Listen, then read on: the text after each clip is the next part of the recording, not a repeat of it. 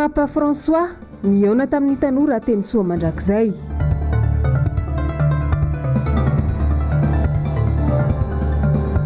Voafonja entsy afahy tsy mbola voatsara ny roam-pahatelony.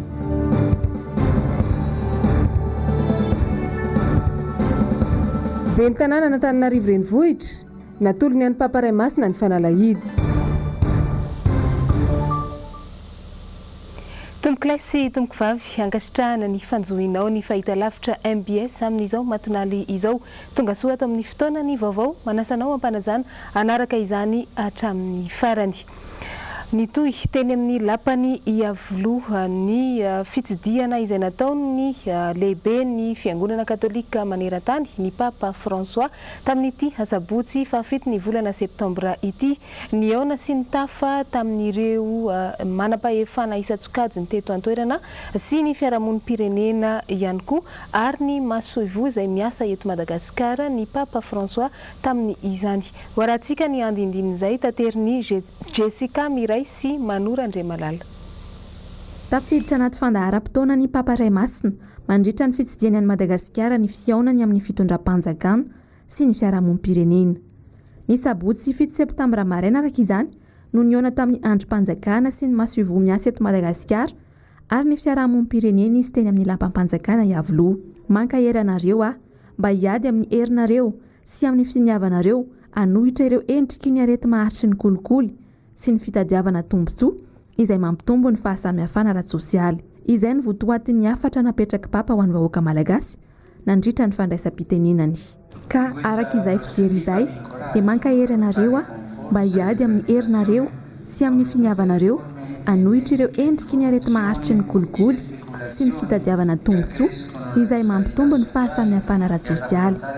Ary mankahery anareo hiatrika ireo trangam-piainana tena mangozohozo sy trangam-piaina ny faniliana izay miteraka mandrakariva ireo antony ny fahantrana tsy zakan'ny olombelona.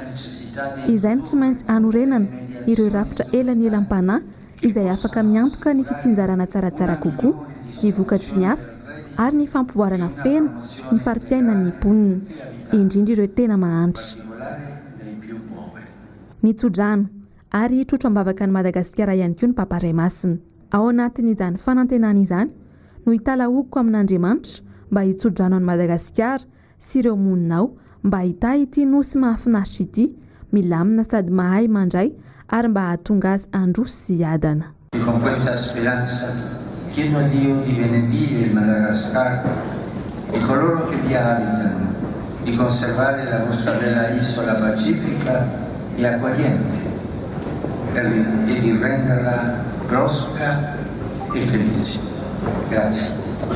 Nitoy teny amin'ny religiozy mitoka monina karmelita ampasan'ny malo ny dian'ny Papa François ny ariva ary avy eo nanatrika ny fiaonana tamin'ny fiombona ambeny eveka teny Andohalo. Namarana ny tontolo andro ny sabotsy kosa ny alimbavaka ny arahana tamin'ny tanora teny amin'ny kianja ny soa mandrakizay. Fa anisan'ny tafiditra anatin'ny fandaharam-potoana ny Papa Raimasina mandritra ny fivahiniana eto Madagasikara izao ny fiaonana tamin'ireo eveka ao amin'ny fiangonana katolika teto Madagasikara teny amin'ny katedraly Andohalo no nanatanterahana an'izany.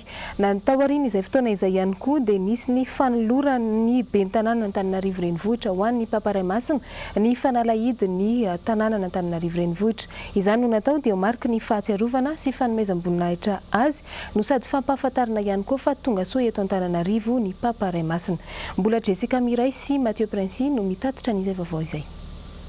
Ny sabotsy hariva 7 Septambra natolotry ny ben'ny tanàna n'Antananarivo renivohitra Lalao Ravalomanana Mivady ny Papa Raimasina ny lakile ny tanàna n'Antananarivo. Ho marika fa tonga soa eto an-drenivohitra i Papa François ary koa ho marika fa azy ny tanàna n'Antananarivo.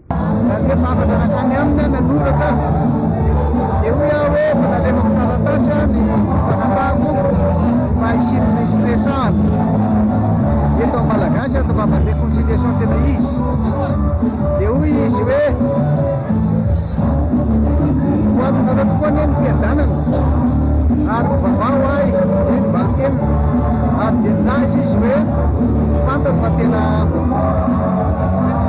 mahafana fosy ty fihavanana malagasy ary sosy fampianana firenenareo firesahana zay fampiavanana failaina dilaina ny fampiresahana famelana satria hita fa tena sahirana teny andohalo an-trano io tolakandro io no niona tamin'ny fiombonam-be ny eveka ny paparay masina naharitra ora iray ny dinky izay tsy azona trihany rehetra andray andraikitra amin'ny fanampiana ireo mahantra izahay no ireo vahoaka eto aminay izay mahantra avokoa ny ankamarony mahavaky foanay ny kolokolo sy ny tsy fitoviana eo amin'ny mpiarabelona mbola mampiahiahanay mandrakariva ny tsy fisiany fandriampahalemana io ny votoatin'ny afatra napetraky ny kardinal Désiré Tsaraazana tamin'ny papa François nitsidika ny fasany Victoire Rasomanarivo ihany koa ny tenany avy eo nandritra izao fandalovany teny amin'ny katedraly Andohalo izao tonga teny an-toerana ihany koa moa ny arabany papa François sy nanolotra fanomezana ny solontenany FFKM fatahoariny teny Andohalo araka ny efa voafaritra hatrany dia niaona tamin'ireo tanora teny amin'ny soa mandrakizay ihany koa ny paparay masina nisy ny alimbavaka moa izay notanterahana teny amin'ity kianja lehibe ity androany ary tamin'izany ihany koa no nitondrany ny paparay masina François ny afatra ho an'ny tanora malagasy jiaby hoarantsika ny andindininy izay vaovao izay afaliana lehibe no naseho ny tanora malagasy tamin'ny fitsenana ny papa François tetsy amin'ny kianja soa mandrakizay ny ariva ny sabotsy fahafito ny volana septambra 2022 fionana tamin'ny tanora ny arahana ny vavaka sy nanomeza ny afatra ho an'ny tanora malagasy io araka ny voarakitra ao anatin'ny fandaharam-potoana ny mandritra izao fitsidiana ny Madagasikara izao fisaorana mitafotafo no nasetry ny paparay masina ny fandraisana nampihetsi-po izay naseho ny solotena ny tanora malagasy tetsy amin'ny soa mandrakizay tsy voasaka ny halaviran-tany sy ny hatsika mamirifiro izy fa tonga marobe ny arany ombombavaka tamin'ny lehibe ny fiangonana katolika maneran-tany ireo solotena ny tanora malagasy ireo tamin'ny farany nisy ny vavaka manokana ho an'ny tanora malagasy jiaby nataon'ny papa François izay sady fitsofandrany tanora aleo alasana ijoro amin'ny finoana ka izara ny fiadanana sy ny afaliana amin'ny manodidina azy ihany koa hovavolombelon'i Kristy amin'ny sehatra rehetra izay ale tsara ny mampatsiahy fa isy ny lamesa lehibe izay tanterahana amaray eny amin'ny kianja ny soa mandrakizay ary amin'ny talata ho avy izao vao andao any Madagasikara ny papa François izay ny momba niny vaovao iny fa ivadika lafim-baovao afatsika eo amin'ny tontolon'ny famonjana dia roa ampatelo n'ireo voafonja eny Tsiafahy no mbola tsy nandalo fitsarana hatramin'ny izao araka ny antotaritsa izay voaray miisa hatrany amin'ny 720 sy 200 arivo ireo voafonja izay tazonao amin'ity fonjany Tsiafahy ity raha toaka any amin'ny 50 sy 300 ihany no tokony sahazany izany fonja izany nagnano fanadidina momba izay Germaine Omenjanahary eo amin'ny rindrantsariny Tokra Marolahy Antony iray goavana izay mahatonga ny fahateren'ny fonja eto Madagasikara ny tsy fisian'ny fitsarana ireo olona izay nampidirina amponjavonja maika raha io ihany koa ny tsy fahampiny fotodrafitrasa raha ny vaovao izay voaray dia tsy mbola voatsara avokoa ny roampatelo ny voafonja tazomina ao amin'ny fonja ny Tsiafahy mahatratra 440 sy arivo no isan'ny voafonja ao raha ny antotanisa hatramin'ny androany ka ny 320 sy 700 amin'izy ireo ihany no efa voatsara ary efa manefa ny saziny tsy ny fonja ny Tsiafahy irery ihany no ahitana tranga tahaka izany eto Madagasikara ka mahatonga ny fahateren'ny fonja ho an'ny sasany any amin'ny faritra isan'ny antony iray miteraka fahavakisana ihany koa anefa ny fahateren'ny fonja vokatry ny tsy fahavitany ny fitsarana ireo voafonja ireo raha ny fantatra dia naorina tamin'ny taona 770 sy 700 sy arivo ity fonjabe ny Tsiafahy ity ary natao andray voafonja 50 sy 300 saingy ankehitriny dia voafonja misa 400 sy arivo io dia ao avokoa tany ampiandohana dia ireo efa voatsara noho ny eloka be vava izay vitany no manefa ny sy mamita ny saziny ao amin'ny fonja saingy tsy izay no zava-misy ankehitriny fa ny roa ampatelo ny voafonja tazominao amin'ity fonja ity no tsy mbola voatsara na nandalo fitsarana akory isan'ny fampanentanana izay nataon'ny fitondrana ankehitriny moa ny fanitarana ny fonja saingy na eo aza izany raha tsy misy ny vahaolana raisina amin'ireo efa nampidirina vonjomaika dia zava-poana ihany ny fanaovana ireo fotodrafitrasa ireo Vaovao ny fitaterana kosa indray dia nisy ny note izay navoaka ny antokondraharaha misahana ny fitaterana antanety izay manendry fa manomboka amin'ny 15 ny volana septambra dia afaka mifindra eny andotam-penaka ireo izay mpitatitra mampitohy Antananarivo amin'ny faritra Atsinanana iny izay mbola tavela eny Ambodivona. Malona izay indrindra dia nisy ny fanadihadiana izay natao teny Ambodivona tamin'ity androany ity ary fantatra fa ny 5 isanjaton'ireo mpitatitra eny an-toerana no efa vonona sy resy lahatra ifindra eny amin'ny tobim-piantsonana eny andotam-penaka hiaraka amin'ireo amin'ny lalam-pirenena faha-efatra sy faha-enina iny.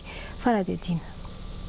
Manoloana ilay note izay navoaka ny atetena ny antoko-draharaha misahana ny fitaterana olona antanety izay milaza fa manomboka amin'ny 15 ny volana septambra dia afaka mifindra eny andotam-penaka ireo kooperativa miisa 230 izay mbola tafajana eny Ambodivona dia efa anatin'ny fimakomanana tanteraka ny mpiandraikitra ny kooperativa mampitohy ny Antananarivo sy ny faritra Atsinanana iny amin'izao. Raha tsy hivina tamin'ny taona 20 sy 20 izay nahavitany ny tobim-fiantsonana fisandratana eny Amoronankono no saika hamondrana ny mpitatitra avy amin'ny zotra nasionaly RN2 sy RN5 ary ny RN7 iny teny amin'ny tobim-fiantsonana vaovao io. Tsy nekeny ireo mpitatitra nefa izany ary notsipahan'ny mpandeha ihany koa noho ny antony alaviran-toerana. Raha jerevana ny salan'ny pourcentage ny mpandeha ho anareo mpandeha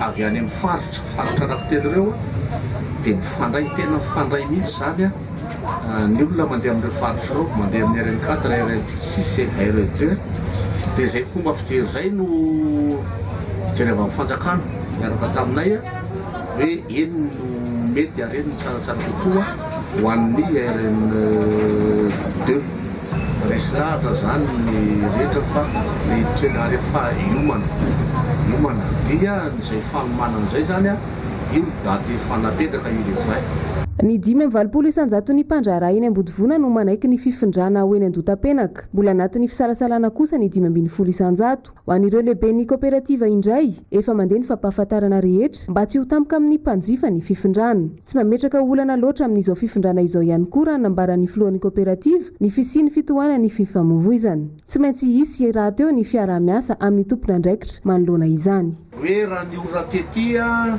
ny alana tety ezahana hiala lolo zany hoe tokony any amin'ny atsasakady meloa raha tamin'ny enina ny fialana tety dia mety any amin'ny amin'ny 5 sasany any na sahala amin'izany dia fa tokony efa hisy fialana zany efa mba voatsinjaraina sahala amin'izay zany izy mba tsy hidirana alina be. Toerana miisa 230 no hivantanan'ireo mpitatitra avy amin'ny zotra nasionaly mampitohy ny faritra Atsinanana iny ho eny andotam-penaka. Ny 20 izay hikambana amin'ny kooperativa mitovy aminy izay manana ny zotra makany amin'ny lalam-pirenena faha-efatra iny. Ny 9 ambiny kosa izay tsy manana afa-tsy ny zotra nasionaly miatsinanana dia anana ny box manokana ao akaiky ny zotra makany amin'ny RN4 hatrany. Raha ny fantatra ihany sy ny loharanom-baovao dia tsy ireo mpitatitra eo ivelany Ambodivona ihany no hifindra eny andotam-penaka fa misy ampahany amin'ireo fiara ny kotisy ihany koa. Vaovao momba ny kolotsaina kosa indray dia manana tombony lehibe i Madagasikara noho ny fananany ny fiteny malagasy ofisialy. Misy ny toromarika tokony ho fantatra hitandrona izany hoy ny akademisiana Toandry Nalso Ravaltera. Nisy fanadihadiana manokana izay nataony Mirado Rabenjamina tamin'ity androany ity eo amin'ny sariny Tokra Marolahy.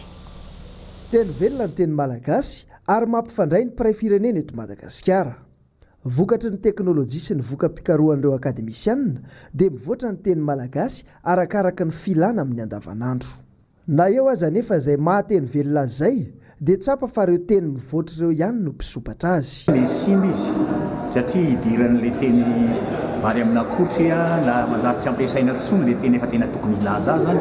Ohatra fotsiny raha hiteny aminareo hoe andreny sidy zany zahay tena azo lazaina hoe mahiteny malagasy mahita voanteny 20 mahilazana ny vibra tsika zany atao ny vibra fotsiny telefôny miozongoro miovotrovotra mivingivina mipararehetra misy 20 mitany zany ary misy teny malagasy koa mahadika an'ireo teny vahiny somary atiatry reny ary nefa koa zany misy ary miaro fanina amin'ny teny zany dia ny mpanoratra sy ny mpikabary. Ireo rehetra manana andraikitra amin'ny fampivoarana amin'ny teny sy ireo mpitondra no afaka manarina izany fahasimbany zany. Fa ny zavatra tokony mariana kely fotsiny dia reo manana andraikitra rehetra ao amin'ny fireneny zany renyle mikabary reny tokony hitandrina sy anatra ihany satria manimba izy satria talaky maso be izy dia avy hatrany dia reny meverin'ny olona vao hoe marina. Ka zay zany ny teanisy anankiray hoe tokony isy ezaka ataon'ny mpitondra fanjakana na le manana andraikitra talaky maso. Ireo mpikirakira ny hainao manjery ihany koa dia manana andraikitra lehibe amin'ny fikoloana izany amin'ny alalan'ny fampiarana ny teny malagasy ranoray ao anatin'izany tontolo izany.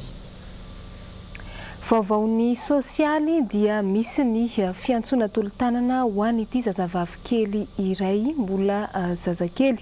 Tapabolana lasa izay no niditra hôpitaly teny amin'ny Bevelantanana Imia izay no ny aretina fanintona no ny antomboany izany ary nihitatra be ny aretiny amin'izao fotoana izao. Tsy fantatra mazava ny tena loharanona aretina ka mila atao scanner Imia kely.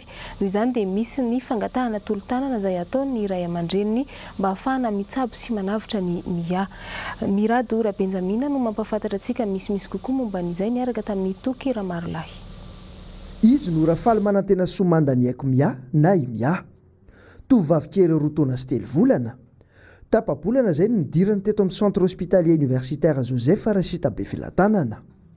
Crise convulsive hyperthermique complexe no heverina ho mahazo azy raha ny tomban'ireo mpitsabo. Amin'izao fotoana izao dia tsy afaka mandeha, tsy afaka mipetraka miakely ary tsy afaka mihetsika intsony ny ilany havanana. Mila fitorina hatrany amin'ny fotony ny loharanona aretin'ny miakely ka laharam-pahamehana ny anaovana scanner azy. Eto anefa dia mipetraka ny olana lehibe satria dia tsy manana enti-manana amin'izany nivony aina rafaly manana irina izay mamany miady rery izy hatramin'ny idirany mia hôpitaly. Ny fanitona ny tomboany aretin'ny zanako dia Idraty amin'ny hôpitaly dia natao daholo fitsaboana rehetra natao taminy analyzy ny izay amin'ny lohany nefa tsisy normal sy negatif daholo. Izao nefa nisy lasa tsy mipetraka tsy mandeha no sady misy fihetsika kely dia asiany dokotera manao scanner izany mety manana anaovana ny izy tsy misy afaka hoan'izay manana tanana mba fanampiana ho an'ny akely satria izy lasa sady tsy mandeha tsy mipetraka nefa tokony andesiny mipetraka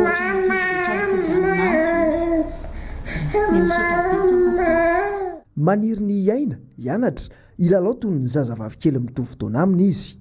Mangataka tolo-tanana avy amintsika tsirairay miasy ny mamany ahafahana miroso amin'ny dingana manaraka amin'ny fitsaboana. Araka ny fampahafantarana izay efa natao ombenombeny teto amin'ny fahitalavitra MBS dia isy ny fahatapahan-dalana eto Antananarivo renivohitra no ny antony fanamboarana sy ny fandaminana maro samihafa. Ampahafantarana Germaine Menjanahary ato anatin'ity fanadihadiana ity ny andinidininy momba an'izay. Fampandrenesana avy amin'ny commune urbaine Antananarivo mandrindra ny fifamoivoizan'ny fiara rehetra tsy ankanavaka ny andron'ny alakamisy 24 ny volana septambra taona 2022. Ny fiadidina ny tanàna Antananarivo dia mampandreny besiny maro indrindra ireo mpampiasan'ny lalana fa mba ampizotra tsara ny fankalazana ny faharoa taona ny non-comment bar isoraka dia arindra toy izao manaraka izao ny fifamoivoizana ny andron'ny alakamisy 24 ny volana septambra io. Voarara ho an'ny fifamoivoizan'ny fiara rehetra tsy ankanavaka ny ampahany amin'ny reto lalana voalaza manaraka ireto manomboka amin'ny 900 ariva ka hatramin'ny 7 sasany ariva. Buffet du Jardin Antaninarenina, lalana Rabe Hevitra, non-comment bar isoraka. Ny alatsinainy faharoa ny volana septambra taona 2022 ka hatramin'ny sabotsy 5 ny volana oktobra taona 2022 mba ampizotra tsara ny asa fanamboaran-dalana izay ataon'ny orinasa kolasa dia arindra toy izao manaraka izao ny fifamoivoizan'ny fiara rehetra tsy ankanavaka amin'ny hoandro io. Voarara ho an'ny fifamoivoizan'ny fiara rehetra tsy ankanavaka ny ampahan'ny lalana eo anelanelan'ny Carrefour manoloana ny Collège Rasalama PK1 plus 536 ary ny Carrefour La Rotonde PK1 plus 775. Noho izany, ireo fiara avy any ampandrana te hiazo iny lalana iny dia mankany Andravoangy ambony, Andravoangy ambany, Mahavoky La Rotonde. Ireo fiara avy any Avaradote iazo iny lalan'iny dia miakatra eo amin'ny Mangasoavina, route circulaire, Ampandrana ary Rasalama. Alahady fahenina ny volana Oktobra taona 2024 mba ampirindra tsara ny etsika lokoresa andiany fahadimy izay karakaray ny orinasa Okalo dia arindra toy izao manaraka izao ny fifamoivozana amin'ny oandrio. Voarara ho an'ny fifamoivozan'ny fiara rehetra tsy ankanavaka ny ampahany amin'ireo lalana voalaza manaraka ireto manomboka amin'ny 10 sasany ka hatramin'ny 12 sasany. Malona ny kianja anexa Mahamasina, sisiny Tambo Saint-Michel, Antsahamanitra ambany, Anosy manoloana ny Carleton, manoloana ny Sena, Mahamasina, koa ilazana ny tsirairay mba anaraka ny toromarika omeny tompon'andraikitry ny filaminana sy ny fandrindrana ny fifamoivozana eny antoerana. Izay ny momba aniny ihany koa ny mamarana ny vaovaontsika tamin'ity androany ity fa azadino ny manaraka ny lamesa lehibe izay itranga eny Soamandrakizay raha mpitso maraina iarahana amin'ny Paparay Masina fa anisany mandefa izany ihany koa ny anao manjery MBS ho amin'io raha mpitso io arahana mivanta anaraka izany ny lamesa lehibe izay tanterahana eny Soamandrakizay. Izay ihany koa no mametrahako ny veloma mandrapitafa ho amintsika jiaby indray ankasitrananao nanaraka ny vaovao hatramin'ny farany. Mametraka ny veloma samy tsara ho amintsika jiaby amin'ny manaraka koa.